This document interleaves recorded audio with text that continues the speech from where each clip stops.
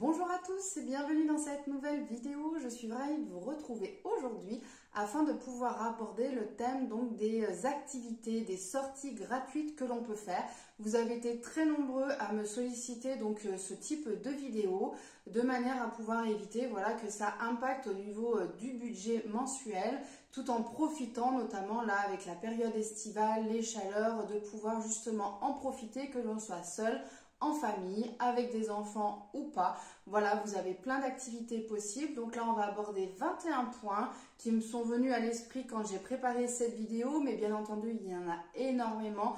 Il y en a plein d'autres qui sont à portée de main. Donc si jamais j'en ai oublié, n'hésitez pas à les mettre en dessous de la vidéo parce que ça pourra servir à d'autres personnes de manière à compléter cette vidéo du jour.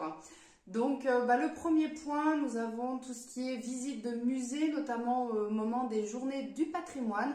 Donc ça se passe souvent fin septembre, donc en général on en parle régulièrement. Ne pas hésiter à regarder du coup sur internet pour avoir les dates en amont parce que le plus souvent on le sait toujours un peu au dernier moment et c'est un peu compliqué de programmer, de s'organiser, réfléchir, savoir ce qu'on a envie d'aller visiter.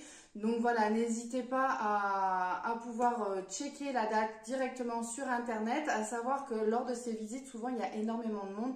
Donc après, c'est gratuit, mais voilà, il faut prendre son mal en patience.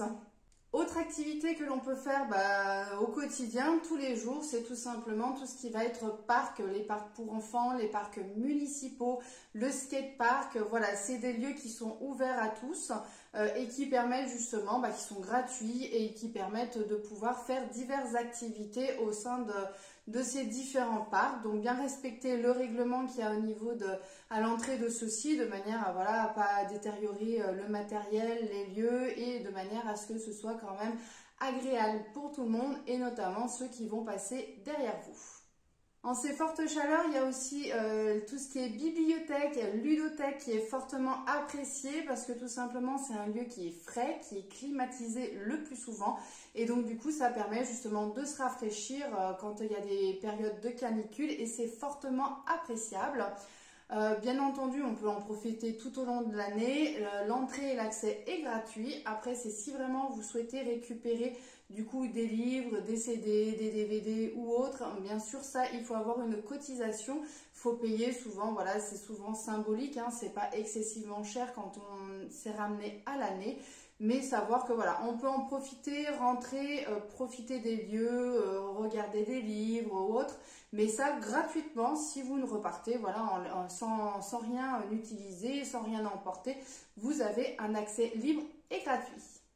Également, vous pouvez profiter avec vos enfants ou pas, entre adultes, de faire des sorties en vélo, des sorties en roller, des sorties en trottinette, que ce soit également en skate ou tout simplement à pied, pouvoir faire des balades ponctuellement, que ce soit le matin de bonne heure, le soir à la fraîche en période de grosse chaleur comme il y a en ce moment, sinon tout au long de la journée en temps habituel, de manière à pouvoir profiter des balades, profiter de l'extérieur et de pouvoir s'oxygéner. Il y a également tout ce qui est activités sportives que l'on peut faire individuellement ou à plusieurs.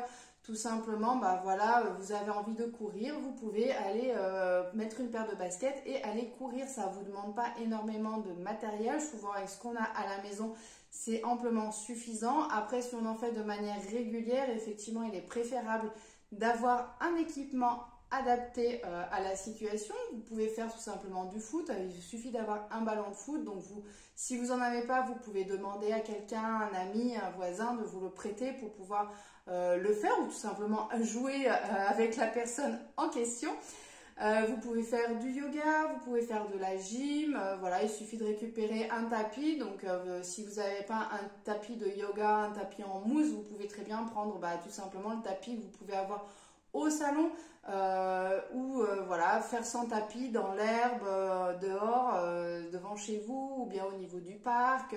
Il y a toujours possibilité de pouvoir adapter des activités au quotidien et de manière totalement gratuite. Donc vous pouvez tout à fait les faire seul ou à plusieurs, c'est toujours plus sympa et c'est entraînant et c'est motivant pour pouvoir le faire à plusieurs. Si vous avez l'occasion de vous balader en forêt avec des enfants, vous pouvez très bien décider de construire une cabane. Tout simplement, c'est une activité voilà, qui est sympa, ludique, qui peut apprendre justement à vos enfants voilà, à récupérer du bois, à construire, à mettre telle ou telle chose en décoration ou autre. Vous pouvez le faire en une fois, vous pouvez le faire en plusieurs fois en y revenant plusieurs week-ends ou plusieurs jours d'affilée pour pouvoir l'améliorer et vous allez voir évoluer du coup votre cabane au fur et à mesure de l'avancée de celle-ci et c'est toujours super agréable aux enfants de pouvoir en réaliser une, de la redécouvrir plus tard lors d'une autre balade et c'est toujours motivant, ça donne un objectif pour pouvoir voilà un objectif moteur pour pouvoir aller faire une balade. Des fois les enfants ils n'ont pas trop envie donc là c'est l'occasion ou jamais de pouvoir mettre ça en place. Également, vous pouvez mettre en place aussi une sortie géocaching. Donc, c'est une application qui est gratuite que vous pouvez mettre sur votre téléphone, que ce soit sur Android ou sur Apple. Donc, vous téléchargez l'application et une fois que vous rentrez dedans, vous pouvez voir autour de vous les différentes caches qu'il peut y avoir. Donc, en fait, ça fait place à l'observation, à l'orientation et du coup, ça fait travailler au niveau de... Il y a souvent une petite énigme en fait dedans et donc du coup ça fait réfléchir aussi l'enfant, même nous des fois parce que c'est pas toujours évident de trouver en fait l'emplacement de cette boîte et donc du coup c'est souvent sympa parce que vous pouvez également laisser un mot comme quoi vous êtes bien passé, donc vous avez une petite boîte avec une feuille papier dedans et vous pouvez laisser comme quoi voilà un tel est passé tel jour à telle date et en plus sur l'application, vous pouvez checker quand vous avez visité, vous avez trouvé en fait la cache ou au contraire, si vous ne l'avez pas trouvé, vous pouvez mentionner que vous ne l'avez pas trouvé et vous pouvez regarder effectivement des fois dans les messages laissés par d'autres personnes comme quoi la cache a été légèrement déplacée ou elle se trouve en hauteur ou elle se trouve à ras du sol. Donc du coup ça vous donne effectivement des informations qui peuvent être utiles pour retrouver l'objet et en général c'est assez sympa, les enfants ils adorent et donc du coup souvent ça fait un petit circuit, une petite balade, vous voyez le plan avec les différentes caches et vous décidez voilà, de faire tel circuit pour trouver, ça fait des petites pauses, des petites haltes et franchement c'est super sympa, c'est super ludique à faire. Il y a également l'activité Trouve mon galet. Alors je ne sais pas si c'est vraiment développé dans chaque région, dans chaque département. Après c'est à chacun de pouvoir le mettre en place et pouvoir le développer au fur et à mesure. Je sais que nous on l'avait fait l'année dernière, lorsque j'étais en arrêt, j'en avais profité du coup. On faisait des activités avec les enfants où on récupérait lors d'une balade des galets. On va essayer d'en trouver de manière assez lisse, de manière à pouvoir faire dans un premier temps l'activité à la maison pour pouvoir décorer les galets, donc avec des feutres bien particuliers, des feutres ou bien de l'encre particulière. Après, on recouvre bien d'un vernis pour pouvoir protéger notre dessin sur le galet. Et une fois que c'est fait, on va pouvoir aller le cacher à différents endroits de votre lieu, soit c'est dans votre ville, soit c'est sur votre lieu de vacances ou autre. Du coup, derrière, il faudra bien avoir pensé au préalable à avoir marqué trouve mon galet et éventuellement le nom du département. Comme ça permet de plus facilement se retrouver via les départements. Et ensuite, marquer voilà, un petit mot derrière, poste une photo ou ce genre de choses. Et après, du coup, sur Facebook, vous pouvez suivre la découverte ou la recage de votre galet et vous allez voir, il va circuler de manière aléatoire en fonction voilà, du voyage de chaque personne qui aura découvert le galet, qui l'aura recaché. Et franchement, c'est toujours sympathique. Et même nous, quand on retrouve un galet, on est tout content de pouvoir le trouver. On le prend en photo, on le publie sur Facebook pour dire « Oh, on a trouvé ton galet » et tout. Et du coup, on va le recacher ailleurs. Alors, soit lors de la même balade, on va le cacher un peu plus loin ou à un autre endroit, soit à l'occasion d'une autre balade, on va le cacher à un autre endroit. Et de ce fait, il va pouvoir voyager. Autre activité que l'on peut faire également, c'est de la randonnée. Donc, il suffit d'avoir voilà, une paire de chaussures. Alors, tout dépend du type de randonnée. Si c'est de la randonnée, on va dire basique, vous pouvez avoir des baskets classiques, habituelles. Par contre, si vous commencez à prendre un peu d'altitude, de hauteur, il faut bien sûr avoir des chaussures adaptées. Donc, avec un minimum de crampons, de manière voilà, à avoir quand même une bonne accroche au niveau du sol. Mais après, vous pouvez faire pas mal de randonnées. Donc, vous avez différentes applications gratuites, toujours pareil, qui vont vous permettre de vous guider. Donc, je vous les mettrai en barre d'informations. Ça vous donnera quand même une idée, vous avez Visorando, entre autres, c'est celle qui me vient à l'esprit et celle que j'utilise le plus souvent, mais vous avez d'autres applications également qui permettent en fait de pouvoir visualiser la randonnée, d'avoir des indications sur le temps. Alors le temps des fois il est un peu aléatoire, tout dépend de la rapidité de marche. Si vous avez une cadence soutenue, en général les trajets vous les faites plus rapidement. Après si on a un temps de marche relativement lent, du coup ça a tendance à bien coller avec le temps qui est précisé sur l'application. Ça vous donne le dénivelé, le temps, la distance parcourue et en général ça vous donne toutes les indications où il faut tourner, il faut aller, et vous pouvez même avoir le système de GPS intégré et ça vous permet de suivre l'évolution au vu du tracé qui a été fait par la personne qui a mis tout simplement le circuit directement sur l'application. Donc voilà, vous pouvez avoir des randonnées diverses pour aller vous balader en forêt, pour aller en montagne, au niveau d'un lac. Voilà, vous avez différents lieux, différents objectifs. Vous pouvez choisir ce que vous voulez faire en fonction de ce que vous avez envie de faire à ce moment-là, l'objectif à atteindre. On peut également faire du camping. Alors franchement, les enfants, ils adorent tout simplement passer une nuit, ne serait-ce que sans aller forcément bien loin. Hein. Vous faites ça, vous organisez ça dans l'herbe, en bas de chez vous, dans le jardin, ou après en extérieur. Mais ça, il faut bien regarder les endroits qui sont autorisés pour faire du camping. C'est considéré comme du camping sauvage. Donc, bien faire attention à voir les autorisations, savoir si on a le droit ou pas d'aller dans tel endroit ou pas. Maintenant, c'est de plus en plus réglementé pour éviter justement du vagabondage intempestif. Donc voilà, après, si c'est pour une nuit, en général, je pense que vous rencontrerez pas trop de difficultés. Donc les enfants, ils adorent le camping. Donc voilà, vous pouvez vous installer, faire une soirée camping, éventuellement feu de camp, mais bien sûr ça, évitez de le faire en période où il y a des grosses chaleurs, comme en ce moment, parce que du coup il peut y avoir des départs d'incendie, donc bien entendu faire très attention à ça. Mais voilà, cantonnez-vous uniquement au camping et franchement vous allez voir, les enfants et même les adultes, ça fait vraiment du genre un week-end camping, ça peut être super sympa quoi. Donc voilà, ça déconnecte vraiment de ce qu'on a l'habitude de faire et franchement les enfants ils kiffent. Vous pouvez également faire aussi une soirée des étoiles, tout simplement regarder le ciel, apprendre à découvrir, à repérer les différentes constellations. Regardez aussi, vous avez la nuit des étoiles filantes aussi durant l'été, donc bien essayer de vous renseigner en amont de manière à ne pas les louper et pouvoir en profiter pleinement. Voilà, il suffit de s'allonger, de se poser une fois qu'il fait nuit et de manière à vous laisser le charme se produire. Et vous verrez que du coup les enfants ils adorent. Je sais que ma fille récemment elle m'a demandé de faire une nuit étoilée. Alors effectivement on n'est pas en période d'étoiles filantes, mais finalement ça on prend plaisir, on se pose, on est détendu, on discute, on observe, on voit plein de choses se produire dans le ciel et franchement c'est un moment magique. Vous pouvez vous renseigner également au niveau de votre mairie pour voir tout ce qui va être activité au niveau de votre quartier, au niveau de votre village. Vous verrez qu'il y a énormément d'activités qui sont proposées notamment aux jeunes, mais pas que, et de manière à pouvoir en profiter pleinement. Donc du coup, il va y avoir des animations du village, pouvoir faire, je sais pas, que ce soit différentes activités du moment pour pouvoir donner de l'animation au quartier, pouvoir fédérer les gens entre eux, pouvoir faire créer des rencontres. Et donc du coup vous allez pouvoir observer qu'il y a énormément d'activités qui vous sont proposées. Par exemple, moi dernièrement on a pu profiter donc d'une soirée cinéma, projection cinéma totalement gratuite. Donc du coup franchement c'était super top, les enfants ils ont adoré. Et donc du coup c'est hyper sympa de pouvoir faire ce genre d'activité gratuitement et franchement du matériel au top, le film était très sympa et voilà, on a passé une super soirée et franchement c'est super agréable.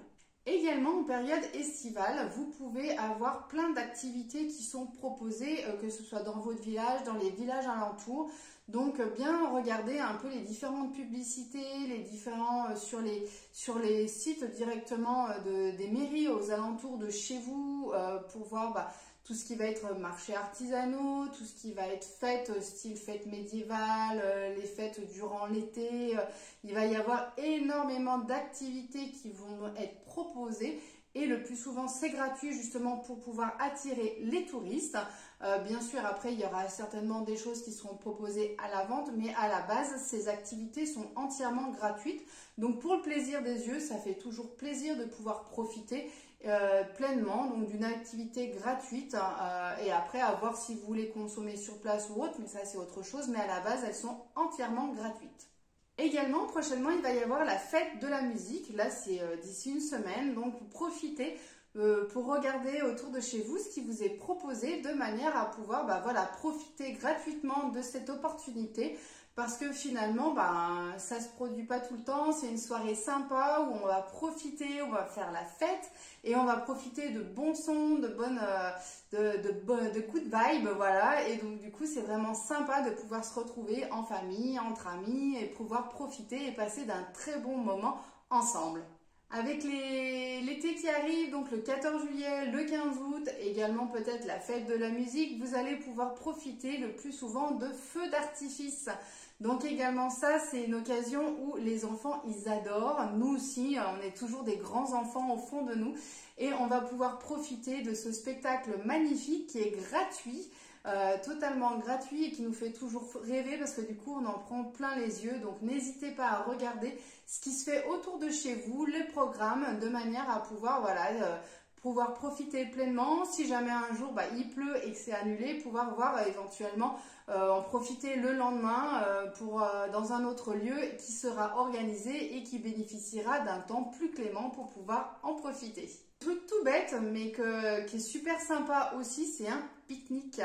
Donc ça coûte pas cher du tout, c'est gratuit. Voilà, il suffit de faire un petit sandwich ou faire des salades, de pouvoir emmener en fait son petit repas et pouvoir manger à l'extérieur. Souvent là, arrivé en fin d'année, je le fais notamment avec mes enfants. Souvent c'est quand ils ont leur activité sportive au niveau de l'athlétisme. Ça se fait le matin, donc souvent il a besoin de parents pour être présents et souvent le midi je prévois pique-nique, comme ça c'est une journée en général un peu fête parce que du coup on est tous réunis et du coup le midi on fait pique-nique au niveau du parc, donc on se met un coin à l'ombre. On attend de manger tranquillement, de pouvoir profiter. Voilà, ça déconnecte du milieu, toujours rentrer à la maison ou d'être à la cantine quand elle est à la cantine. Et donc, du coup, ça permet vraiment de profiter. Et les enfants, ils sont super contents de faire un pique-nique. Voilà, sans forcément aller bien loin. Mais bon, voilà, on peut profiter de la randonnée pour faire le pique-nique. On peut profiter de la soirée camping, faire pique-nique et autres, mais tout simplement un midi quand un jour d'école, c'est facilement réalisable. Des fois simplement, ça nous est arrivé, on n'avait pas forcément l'occasion de partir, on le fait ne serait-ce que dans la pelouse chez nous. C'est tout con, c'est tout bête, mais ça change d'être à table. Et du coup, franchement, les enfants, ils adorent. Donc, pas besoin d'aller très loin. Vous allez pouvoir profiter et faire une activité toute simple, gratuite, que les enfants vont adorer. Et même nous, on adore. Donc, pourquoi s'en priver? Vous avez également des entreprises artisanales qui ouvrent leurs portes, notamment pour faire visiter. Donc, le plus souvent, la visite, elle est gratuite. Souvent, à la fin, il y a, après de la vente, ils proposent de vendre leurs produits. Donc, c'est toujours agréable de voir comment l'usine fonctionne, comment ça se passe. On peut avoir une visite guidée. Souvent, on va avoir des plexiglas et on va voir derrière exactement le fonctionnement et l'organisation de l'entreprise, comment ça va fonctionner. Et franchement, on apprend énormément de choses, c'est très éducatif.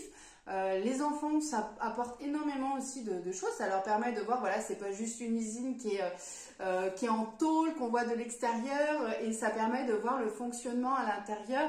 Et on part des matières premières brutes, et ça nous permet, au fur et à mesure des différentes étapes qui se produisent, pouvoir créer des bonbons, des gâteaux, des papillotes ou d'autres choses. Tout simplement parce que je vous prends l'exemple parce qu'on avait visité une usine de bonbons une fois avec les enfants quand on était en vacances. Une autre fois, on avait pu visiter tout ce qui était papillotes Révillon, notamment donc à Roanne. Donc voilà, on peut avoir différentes entreprises artisanales qui ouvrent leurs portes et du coup, franchement, on apprend énormément de choses gratuitement et après, on peut avoir une dégustation et après, on a possibilité d'aller d'acheter leurs produits en direct. Donc franchement, voilà, on sait d'où ça vient, on sait d'où ça sort. Et c'est là où on apprécie davantage les produits parce que voilà, on est en toute confiance par rapport à la fabrication de celles-ci. Si vous avez la possibilité également, vous pouvez aller à la plage. Donc voilà, tout simplement pour faire une balade, pour se détendre directement sur la plage. Vous pouvez également ramasser des coquillages, ça peut être voilà, une activité ludique également pour les enfants. Après, vous pouvez les récupérer soit pour faire des décorations, pour faire des activités avec eux également. Faire des châteaux de sable, voilà, donc vous avez plein d'activités à faire également à la plage. Donc si vous êtes à proximité, il ne faut pas hésiter pour pouvoir en faire. Vous pouvez également tout simplement prévoir l'observation de la nature. Donc voilà, que vous soyez en forêt, au niveau d'un lac, un plan d'eau.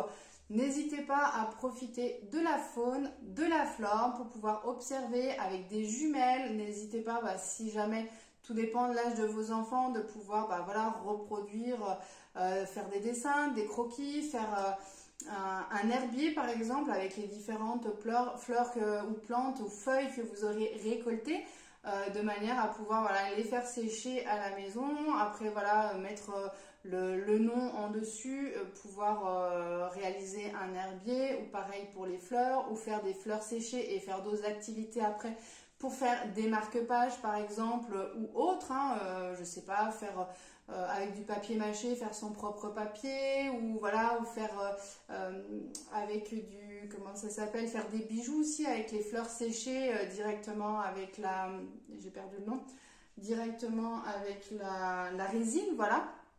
Donc voilà, vous avez plein de possibilités à faire, donc tout simplement, soit en observant la nature, en faisant de la cueillette, ou bien avec des jumelles pour observer les oiseaux, regarder les papillons, regarder le travail, je sais pas, des abeilles, des fourmis, ou voilà. Après, il y a énormément d'activités autour de la nature que vous pouvez réaliser. Franchement, c'est des activités voilà, qui sont toutes bêtes, qui ne demandent rien du tout, peu de moyens, donc, et vous pouvez le faire n'importe où, même dans votre jardin, dans le parc à côté de chez vous, aller en forêt ou autre, et vous pourrez voilà, profiter de ces moments pour faire découvrir la nature ou redécouvrir la nature aux enfants, et franchement, ça mange pas de pain, et les enfants, ils adorent. Vous avez également tout ce qui est visite ludique. Donc après, vous pouvez avoir souvent donc, des lieux comme par exemple des châteaux qui sont, je ne vais pas dire abandonnés, mais voilà, vous avez que des ruines, donc il n'y a pas forcément de visite. Donc ils sont d'accès libre, donc vous pouvez les visiter gratuitement, forcément. Ou des fois, certains, ils sont ouverts à certaines heures, mais voilà, c'est l'accès gratuit, mais c'est quand même préservé parce que ça fait partie du patrimoine. Donc voilà, vous pouvez avoir... des châteaux, vous pouvez avoir des forts, il peut y avoir voilà, plein de choses que l'on peut faire. Vous pouvez aussi par exemple visiter des volcans, tout ce qui est notamment au niveau des volcans d'Auvergne par exemple, donc vous pouvez y accéder librement, faire des randonnées, puis des Sancy ou autres, et donc du coup même le Mont d'Or pour pouvoir du coup profiter de l'observatoire. Donc voilà, vous avez plein de choses, plein d'activités que vous pouvez faire, des randonnées, visites donc de lieux de manière plus ludique. Et ça permettra en fait d'avoir un objectif pour les enfants ou pour les grands également, de manière à pouvoir voilà, donner un objectif à sa visite, à sa balade. Et donc du coup c'est hyper sympa et ça motive toujours d'en apprendre davantage sur notre beau pays. La dernière activité que je peux vous proposer également, si vous êtes un peu à l'aise, c'est de pouvoir organiser une chasse au trésor ou une activité du genre cherche et trouve. Donc du coup ça vous pousse du coup à mettre en place certaines choses, donc de pouvoir organiser soit avec des petites cachettes, donc il faudrait y aller en amont, ou tout simplement Vous savez que lors de votre balade, vous allez faire telle ou telle chose, passer devant tel ou tel monument ou tel endroit. Vous pouvez déjà en amont, voilà, faire des petits indices, des petits rébus ou ce genre de choses. Avoir pris une photo au préalable, l'avoir imprimée ou juste le montrer sur le téléphone et pouvoir dire à votre enfant ou voilà, essayer de repérer où se trouve ce prochain indice. Et donc du coup, voilà, après c'est le but de faire avancer également l'enfant ou l'adulte ou autre, de pouvoir voilà, donner un objectif également et pouvoir toujours prendre plaisir à faire des activités à l'extérieur. Donc c'est toujours une balade, une sortie, mais organisée différemment. Donc forcément c'est beaucoup plus ludique. Les enfants ils adorent en fait de faire les choses sans forcément s'en rendre compte. Donc si c'est pour marcher pour l'idée de marcher, ça les intéresse pas. Par contre quand on fait un jeu, voilà, le géocaching, le trouve mon galet, une chasse au trésor, faire pour aller voir un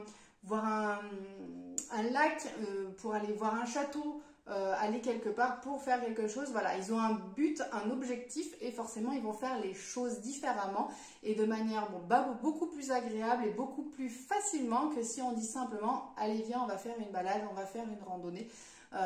Pareil, si on fait les choses à une sortie en vélo, en roller, et forcément ils vont kiffer, alors que si on leur dit simplement d'aller se balader à pied, c'est pas forcément leur fort.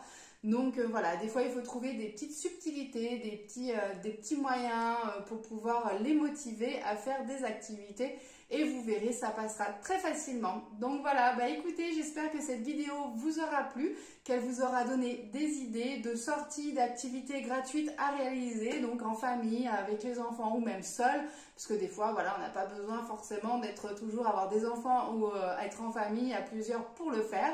Donc voilà, c'est toujours agréable de pouvoir avoir des activités et se donner des objectifs.